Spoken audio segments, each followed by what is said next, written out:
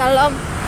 Pagi ini saya berjalan dari rumah sampai kepada pintu gerbang dari perumahan saya, lumayan jauh. Ya, tapi ya biar supaya hari ini terus berbeda dan berwarna, oke? Hari ini firman Tuhan yang saya dapatkan itu dari pembacaan dari Mazmur 21 sampai 26. Namun yang saya akan lihat itu dari Mazmur 23, Mazmur yang sangat terkenal, ya. Kemudian ada juga di Mazmur 25. Berbicara tentang Tuhan Gembalaku, mungkin seringkali kita melihat bahwa itu berbicara tentang penyediaan, tentang pertolongan, tentang penyertaan, itu benar betul sekali gitu ya. Tetapi ketika kita menelisik lebih dalam lagi, itu dikatakan yang pertama yang saya dapatkan, Tuhan adalah gembalaku, takkan kekurangan aku. Kalau dalam versi bahasa Inggrisnya, I shall not want. Jadi artinya, kalau Tuhan gembalaku, Yesus gembalaku, maka saya tidak membutuhkan yang lain lagi, tidak membutuhkan apa-apa lagi. Yesus sudah cukup bagiku. Jesus Christ enough for me. Ya, itu yang dimaksud oleh Raja Daud, mengatakan seperti itu. Saya nggak pengen apa-apa lagi kalau tidak membutuhkan apa-apa lagi kalau Tuhan itu gembalaku. Itu yang pertama. Yang kedua, Ia membaringkan. Artinya Tuhan yang membaringkan, Tuhan yang mengarahkan, bukan kita sendiri yang menetapkan kita mau berbaring di mana. Tapi Tuhan yang mengantarkan kita untuk kita berbaring di mana yang Tuhan kehendaki. Arahnya kemana Tuhan yang menghendaki, ya. Tuhan gembalaku, tak akan kekurangan aku. Ia membaringkan aku di padang yang berumput hijau. Artinya kalau Tuhan yang memimpin kita, itu tepat sasaran, ya. Kita tahu bahwa di zamannya Daud di Israel itu padang gurun. Jadi kalau ada yang berumput hijau itu lokasi yang sangat jarang.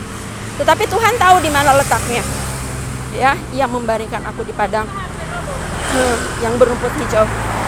Ia menuntun aku ke air yang tenang. Menuntun, bukan suka-suka kita jalan sendiri, ya.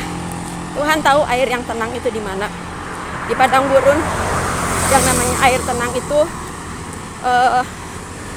sedikit jumlahnya, ya. Begitu pula dalam kehidupan kita, air yang tenang, jiwa yang tenang, damai sejahtera yang melampaui segala akal, itu kita dapatkan gitu. Itu seperti sama di Filipi ayat 2. Janganlah hendaknya kamu khawatir tentang apapun juga, tetapi nyatakanlah itu kepada Allah dalam ucapan syukur. Maka Allah yang melampaui segala akal akan tinggal tetap di dalam kamu, ya. Jadi mengapa di ayat sebelumnya dikatakan bersukacitalah, karena kita menyerahkan segala doa kita dalam ucapan syukur. Kemudian ayat selanjutnya, Ia menuntun aku ke air yang tenang, Ia menyegarkan jiwaku. Sekalipun aku berjalan dalam kekelaman, aku tidak takut bahaya, sebab Engkau besertaku. Artinya, tidak masalah kita saat ini berada dalam kondisi apapun, selagi kita berjalan bersama dengan Tuhan, ya. Tidak masalah. Daud menuliskan ini bukan dalam kondisi zona nyaman. Dia sedang dikejar-kejar, tapi dengan siapa dia berjalan, dia tahu, ya. Gadamu dan tongkatmu itulah yang menghibur aku. Gada dan tongkat. Tongkat gembala itu ada kait, ya, yang bisa mengaitkan domba-domba itu di leher domba-domba yang suka jalan sendirian, ya. Ini berarti tentang memuridkan, tentang pemuritan, ya. Mazmur Daud semuanya berbicara tentang bagaimana kita menjadi murid Yesus. Dikatakan dalam Yohanes 10, domba-dombaku mengenal suaraku dan gembala mengenal domba-dombanya, ya. Jadi ini berbicara tentang pemuritan.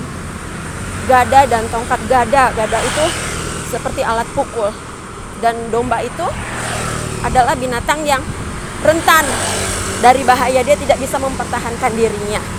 Tetapi dikatakan gada dan tongkat itulah penghiburan aku. Jadi ada perlindungan dan ada tuntunan. Ya. Selanjutnya, engkau mengurapi kepalaku dengan minyak dan pialaku penuh melimpah. Di sini dikatakan engkau mengurapi kepalaku dengan minyak. Ya. Domba itu diidentikan dengan binatang yang bodoh, binatang yang tidak berdaya. Tetapi ketika Tuhan mengurapi, itu artinya Tuhan memilih dari pribadi yang lemah, pribadi yang tidak berdaya.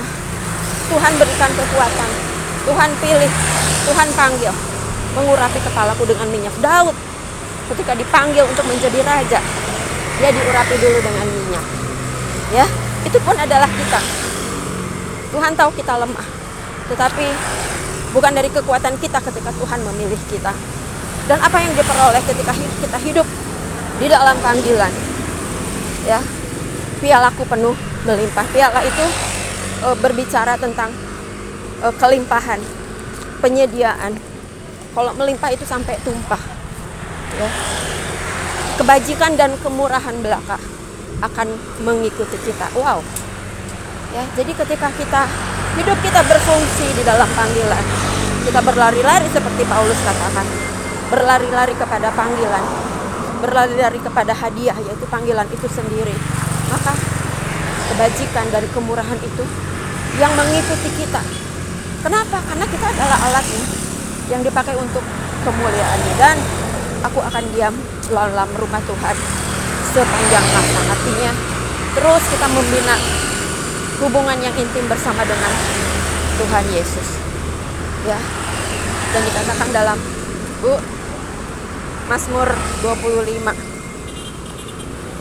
orang yang intim dengan Tuhan, Tuhan itu memberitahukan kepada kita segala jalan-jalannya, segala janji-janjinya. Untuk apa? Untuk